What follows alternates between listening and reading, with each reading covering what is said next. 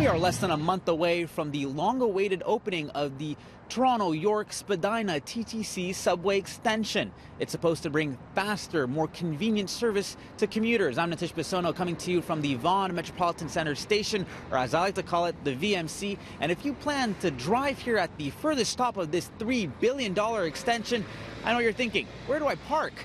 Well, tonight in this City News exclusive, we learn more about the parking situation. It's not handled by the TTC. Instead, it's handled by Smart Centers, and they have quite the elaborate plan for the commuters. The subway is right there, the subway station, right. The VMC is there. Walk me through this. If I drive over here, where do I park? If you come to the Vaughan Metropolitan Station and you want to take the subway, you're going to park at our parking lot. It's a commuter lot at Jane and Apple Mill and Portage. We have 700 commuter parking spots. It looks like commuters shouldn't have a problem finding parking once the VMC opens to the public. The new subway station will allow commuters to travel from Sheppard West Station to Vaughan Metropolitan Station in just 14 minutes. The Line 1 extension will see 6 new stations along the 8.6 kilometers of new track. The VMC is the furthest stop, and I'm told commuters will have access to 900 spots, all being taken care of by Smart Center.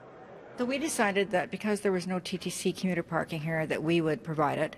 So we went to the city and said, would you allow us to put some parking lots in for commuters? And we want people to get used to coming to the Vaughan Metropolitan Centre to park here, to enjoy the amenities here. Vaughan residents should be able to park in their own downtown and enjoy the amenities that are here. Amenities that will include a space called the Transit Square, which is just as big as Yonge and Dundas Square and designed to host events. Not to mention a YMCA, a daycare, restaurants, and retailers. Smart Centers say the goal is to create a downtown core in Vaughan that will link to the downtown core of Toronto.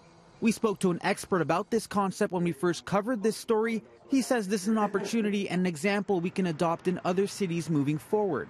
And what we've seen in other cities where this has been done is that you actually drive higher ridership. This is an evolution in how we're planning transit, that it's about building a complete community around the station. Many of the busiest stations are those that are surrounded by dense land uses, a mix of places to work and places to live. As for the cost of parking, most TTC stations with a commuter lot charge an average daily rate of $5 to $7, with an average evening rate anywhere between $2 to $4. Smart Centers say their spots are reasonably priced and they expect their lots to be full. The parking is $5 a day if you park before 8 o'clock in the morning.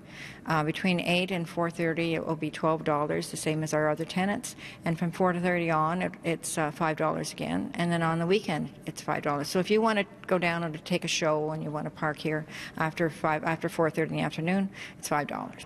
Now, this is the first subway extension we've seen in 15 years. The last time we saw one was in 2002 for the Sheppard line. Now, the VMC and the Toronto-York Spadina TTC subway extension is set to open on December 17, and Smart Center tells me that they plan to create more parking as they continue to develop this area.